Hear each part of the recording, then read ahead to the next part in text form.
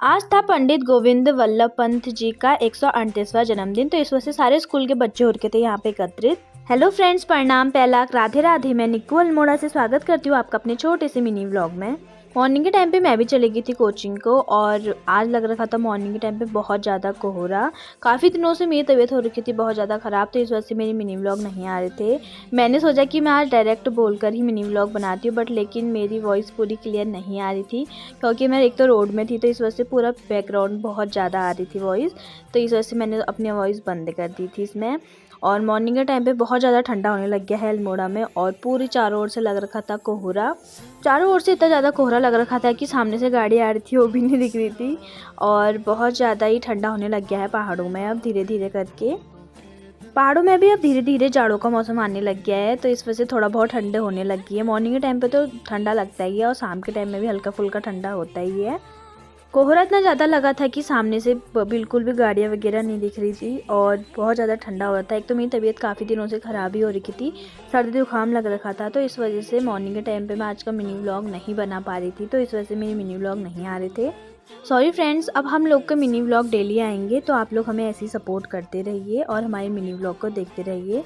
Coaching से आते वक्त देखा तो यहाँ पे वो थी पंडित गोविंद वल्लभ पंत जी का 138वां जन्मदिन के उपलक्ष्य में सारे बच्चे यहाँ पे हो रखे थे एकत्रित, और इन लोगों के यहाँ पे मैराथन दौड़ भी हो रही थी, तो उस चीज़ का भी यहाँ पे पुरस्कार वितरित हो रहा था बच्चों को। मैं अच्छे से आप लोग को नहीं दिखा पाई, क्योंकि यहाँ पे बहुत ज़्यादा भीड़ हो रखी थी और बच्चों के प्रोग्राम भी हो रखे थे, तो स्कूल वाले बच्चे थे यहाँ पे सारे, तो इस वजह से मैं पूरी वीडियो आप लोग को नहीं दिखा पाई। एक तो ये रोड में, मेन रोड में था, तो इस वजह से मैं अच्छे से नहीं दिखा पाई। घर को आते वक्त देखा तो स्टेडियम में हो रहा था, यहाँ पे क्रिकेट का मैच स्टार्ट हो रहा था उसी टाइम पे।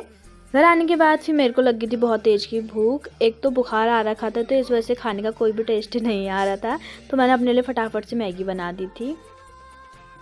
मैगी खाने के बाद फिर दिन के टाइम में हम लोगों ने तिल रखे थे सुखाने के लिए। ये हमारे खेत में हम लोगों ने साइड साइड में लगा रखे थे, तो ये हो रखे थे, मम्मी लोग लेके आ रखे थे, और हम लोगों ने दिन में धूप में सुखाने के लिए डालते हैं, तो अच्छे तरह से सूख गए थे। तो फिर उसके बाद छोटी चाची और मैं लग गए थे तिल निकालने में इसमें। पहाड़ों में असोज का टाइम आ रखा है, तो इस वजह से बहुत ज़्यादा काम हो जाता है आजकल। दिन के टाइम में भी हम लोग को बिल्कुल फुर्सत नहीं हो रही है, बहुत ज़्यादा काम हो जा रहा है।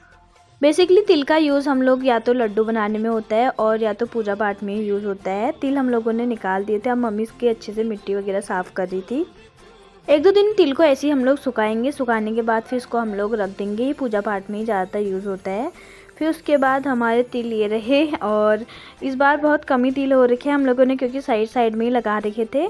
आज के लिए इतना ही, मिलते हैं नेक्स्ट मिनी व्लॉग में, तब तक के लिए bye bye, Radhe Radhe friends.